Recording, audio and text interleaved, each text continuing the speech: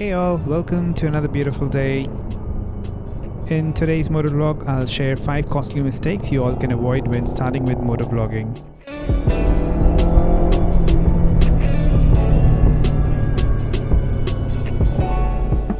Alright, so first costly mistake that you should definitely avoid. Never buy all at once. So you've got yourself a new bike and you're pumped out to start motovlogging. You researched YouTube, Reddit, finding the right stuff you need, even watched some of the pros turning motovlogging videos that got you super excited. Now you spent quite a fortune and got yourself a lavalier mic, multiple new shiny action cameras for capturing different angles, bought different mounts, only to find the video and the audio is nowhere near the quality those pros promised you while reviewing them. Let me say, welcome to the club, you're not alone. The idea is to start with a basic motovlog setup. All you need is an action camera and a mic that can connect with your phone. You can even do a voiceover to begin with in post and slowly upgrade your gear as you get comfortable. If you don't have the budget for an action camera, don't worry, start with a smartphone on your helmet chin mount. At least if you lose interest, you won't end up losing all your money.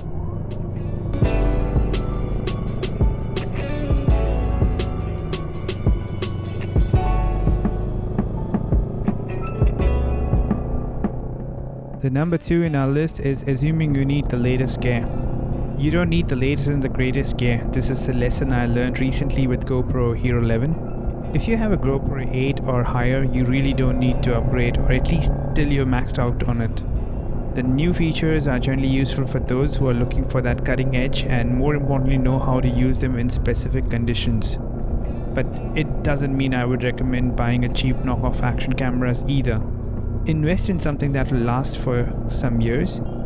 You don't upgrade your action cameras every year, keep that in mind. You can buy last year's model or a second-hand camera provided there are no scratches on the lens, depending upon the deal you get, of course.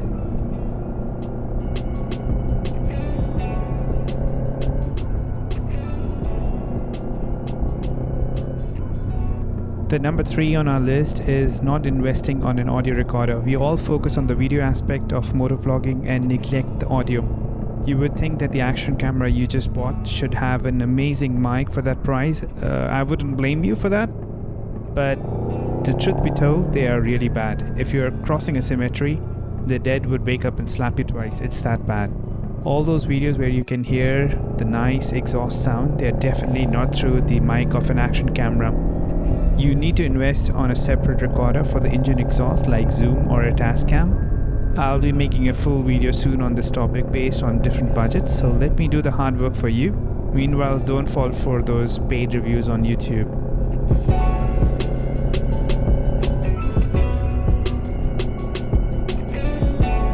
Number 4. 360 versus a GoPro. Chances are if you've heard of a 360 camera, you're still undecided on this, even though this is a topic itself, but let me break it down for you in short.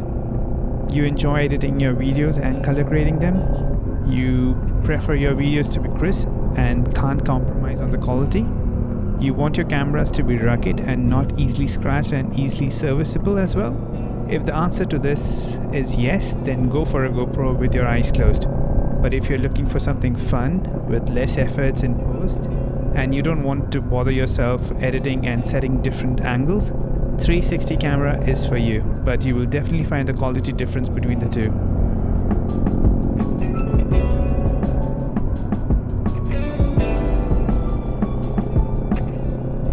Last but not the least, not spending enough time in improving your video editing and color grading skills. Let me just say it out. I'm not even close to where I want to be with my editing skills, but I have watched 90% of motovlogs are all about uploading raw video and audio straight out of the action cameras to YouTube and then complaining about why they don't get views and blame it on the YouTube algorithm being biased. There are loads of free tutorials on YouTube, but it takes time and patience to learn them. Stick to the basics and then slowly introduce them to your videos.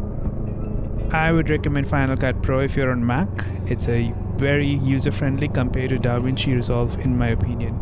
Anyway, that's it for today. I hope you enjoyed today's topic. If you liked the video, do hit that like button and consider subscribing to the channel, which will help us grow. I'll see you in the next video. Till then, ride safe.